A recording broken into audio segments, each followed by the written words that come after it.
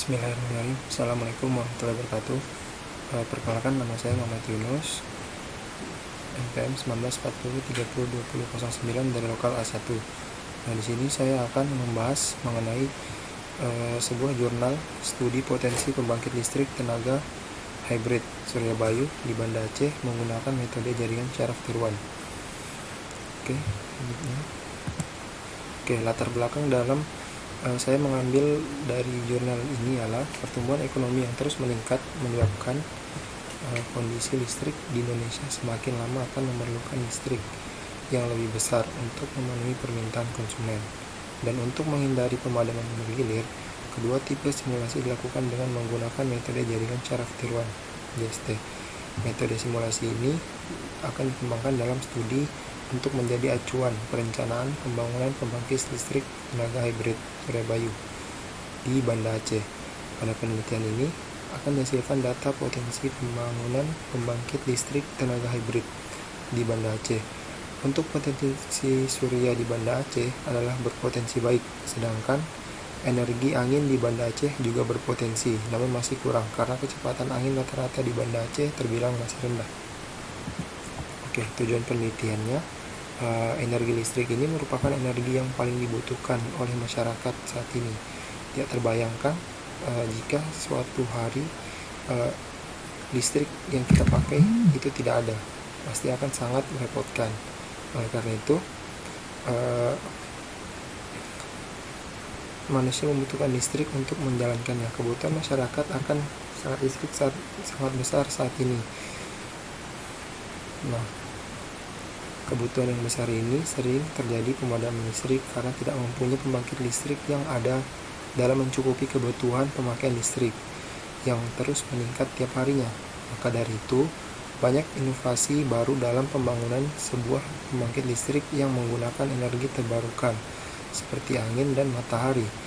Jika menggunakan angin sebagai sumber energi, biasanya disebut pembangkit listrik tenaga bayu atau PLTB. Sedangkan jika menggunakan energi matahari sebagai sumber energi, biasanya disebut pembangkit listrik tenaga surya PLTS. Namun, ada satu teknologi yang menggabungkan kedua energi tersebut menjadi satu keluaran daya, yaitu pembangkit listrik tenaga hybrid PLTH. Nah, manfaat dari penelitian ini adalah pembangkit tipe ini sangat efisien jika dibandingkan dengan pembangkit listrik yang hanya menggunakan satu sumber energi. Contohnya, jika hanya menggunakan energi sebagai sumber energi, angin ini bersifat tidak konstan atau tidak menentu. Jadi, daya yang dihasilkan mungkin hanya bergantung pada angin. Namun, jika menggunakan sumber energi lain seperti matahari, akan sangat efisien karena PLTS sendiri diketahui menghasilkan daya yang cukup besar di setiap satu modulnya. Walaupun juga tergantung pada radiasi matahari yang didapat oleh modul tersebut.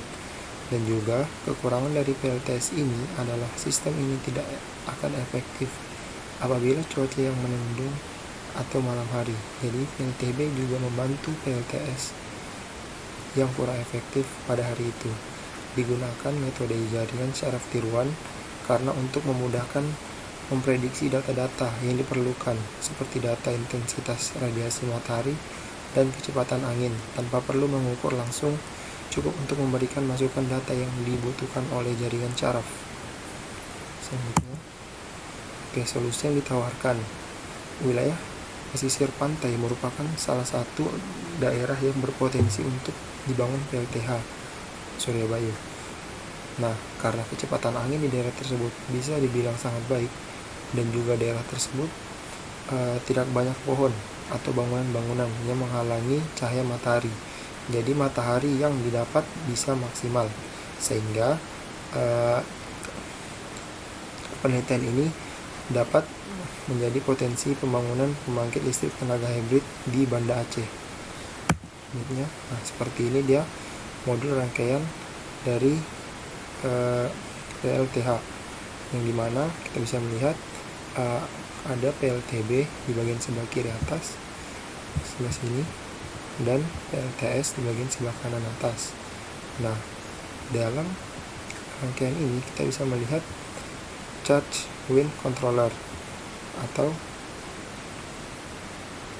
kita bisa menyebutnya sebagai modul untuk mengontrol aliran yang masuk atau tegangan yang masuk dari alat PLTB ini dan juga PLTS. Lalu akan dimasukkan ke baterai dan disimpan tegangan yang dihasilkan oleh kedua pembangkit listrik ini. Dan yang terakhir akan masuk ke DC AC inverter, lalu disalurkan untuk dipakai ke beban, bisa TV, kulkas, dan lain-lain. Selanjutnya, jaringan syaraf tiruan yang digunakan pada jurnal yang saya ambil kali ini adalah jaringan syaraf tiruan backpropagation. Arsitektur backpropagation ini memiliki beberapa unit yang ada dalam satu lebih layar tersembunyi. Gambar 6 atau gambar di samping adalah arsitektur propagation dengan N buah masukan ditambah sebuah bias, sebuah layar tersembunyi yang terdiri dari P unit ditambah semua bias serta M buah unit keluaran. Itu bisa lihat sebelah sini.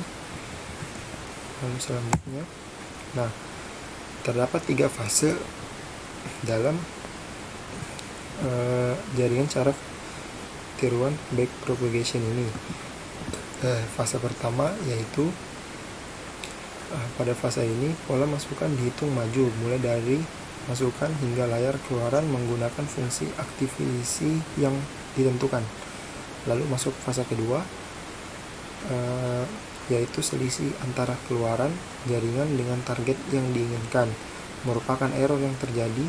Error yang terjadi tersebut dipropagasikan mundur, dimulai dari garis yang dihubungkan langsung dengan unit di layar keluaran. Lalu yang ketiga, fase yang ketiga memodifikasi bobot nilai yang menurunkan error yang terjadi. Oke, lanjut.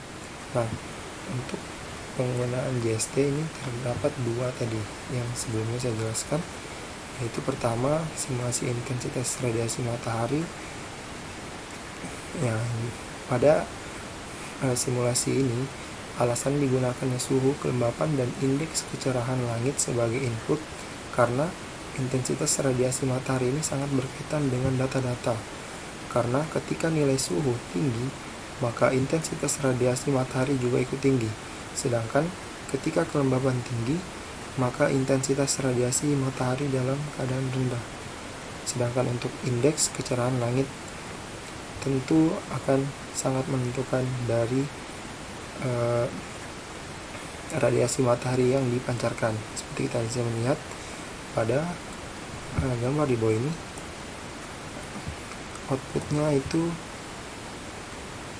0,92 dan targetnya di area 0,031.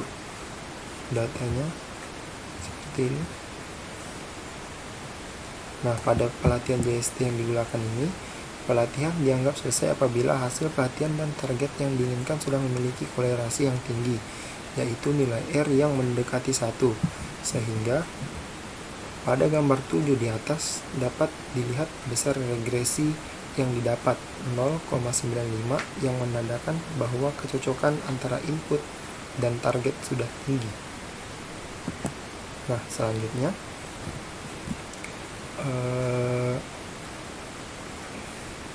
hasil pelatihan JST untuk simulasi kecepatan angin. Digunakan data suhu, kelembapan, dan tekanan udara karena data-data tersebut sangat berkaitan dengan kecepatan angin. Karena angin terjadi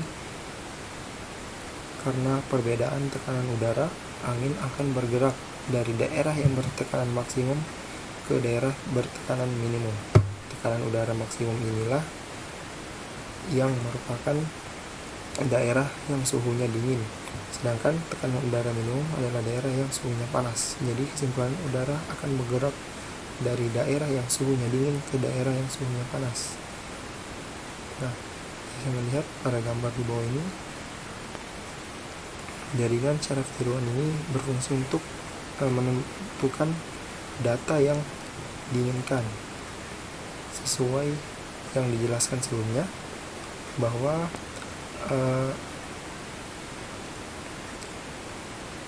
jaringan syaraf tiruan ini bertujuan untuk mencari letak dari daerah yang memiliki suhu yang dingin yang memancarkan angin ke daerah suhu yang memiliki suhu yang panas pada daerah tersebut, sehingga kuantitas angin yang menerima pada daerah tersebut akan lebih besar dibandingkan daerah yang suhunya dari panas ke dingin, seperti itu. Ya. Hasil dari simulasi intensitas radiasi matahari yang diperoleh pada data ini adalah hasil jaringan sel tiruan yang sudah dilatih sebelumnya pada software MATLAB. Data simulasi intensitas radiasi matahari ini selanjutnya dibandingkan dengan data sebenarnya aktual. Nah, pada tabel di bawah ini kita bisa melihat jika data aktual yaitu pada kurva biru dan data simulasi pada kurva merah hampir memiliki kemiripan, namun tetap pasti memiliki perbedaan karena tidak mungkin hasil yang terdapat pada simulasi akan 100% sama dengan hasil yang real atau aktual. Kita bisa melihat pada gelombang pertama jaringan data aktual lebih besar. Nah, ini dapat dipengaruhi oleh data lapangan yang tidak menentu karena cuaca matahari pada yang disimulasikan sudah pasti beda dengan yang ada pada real, situasi real. Lalu lanjut di sini masuk ke hasil simulasi kecepatan angin dengan data simulasi kecepatan angin yang didapatkan dari simulasi selanjutnya dibandingkan dengan data aktual. Nah, perbandingan data aktual ini diperoleh pada tanggal 25 Desember 2017 hingga 27 Desember 2017, sama dengan percobaan sebelumnya yang dilakukan pada tanggal 25 Desember 2017 hingga 27 Desember 2017. Nah, pada kecepatan angin ini data simulasi merupakan gambar biru dan data aktual berwarna merah. Kita bisa melihat kembali bahwa data aktual di sini nilainya lebih besar dibandingkan dengan data simulasi yang ditampilkan, karena kecepatan angin itu tidak menentu juga, sama seperti cahaya matahari, tergantung dengan situasi atau cuaca yang terdapat pada daerah tersebut. Seperti itu. Oke, selanjutnya pembahasan mengenai potensi matahari dan kecepatan angin pada simulasi JST ini, yaitu potensi energi matahari dan angin di Banda Aceh dapat dilihat pada gambar di bawah ini, merupakan intensitas radiasi matahari hasil simulasi JST dan hasil pengukuran. Pada gambar di bawah ini kita bisa melihat intensitas radiasi matahari harian yang diterima Banda Aceh selama 43 hari pada tanggal 25 Desember 2017 hingga 27 Desember 2017. Kita bisa lihat radiasi matahari hariannya itu yang berwarna radiasi matahari itu yang dilambangkan di angka 0 sampai 8000. Jadi rata-rata intensitas cahayanya itu berada di kisaran daerah 5000 sampai 6000 untuk pada tanggal 25 Desember 2017 hingga 27 Desember 2017. Nah, pada data di atas dapat kita lihat bentuk grafik data dari intensitas matahari selama 43 hari. Rata-rata intensitas radiasi matahari ini harian yang didapat adalah 4434 atau 88 watt-hour per meter kuadrat per hari. Nah, potensi daerah Banda Aceh ini dapat dimanfaatkan energi matahari dengan baik. Ini karena Banda Aceh yang terletak di daerah Khatulistiwa, yaitu daerah yang mengalami pemanasan lebih lama dibanding daerah lainnya yang ada di muka bumi ini. Selanjutnya, jadi dengan mempelajari paper ini, saya mendapat banyak sekali manfaat berupa pengetahuan baru mengenai pembangkit listrik tenaga hibrid, yang merupakan gabungan atau integrasi antara beberapa jenis pembangkit listrik yang dimana pembangkit listrik ini berbasis energi terbarukan. Sistem pembangkit yang dapat digunakan untuk PLTH, PLTS, dan pembangkit listrik yang dapat dioperasikan bersama dengan dihubungkan pada suatu rel busbar untuk memikul beban.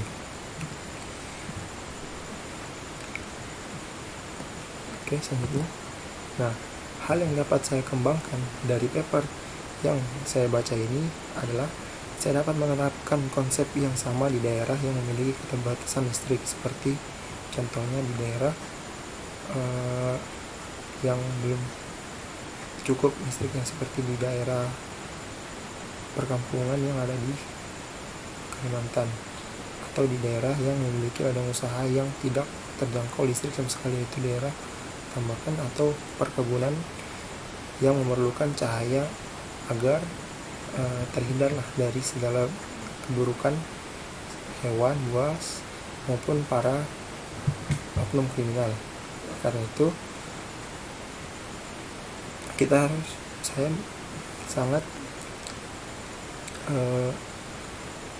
sangat suka mengenai materi tentang sumber daya terbarukan ini, karena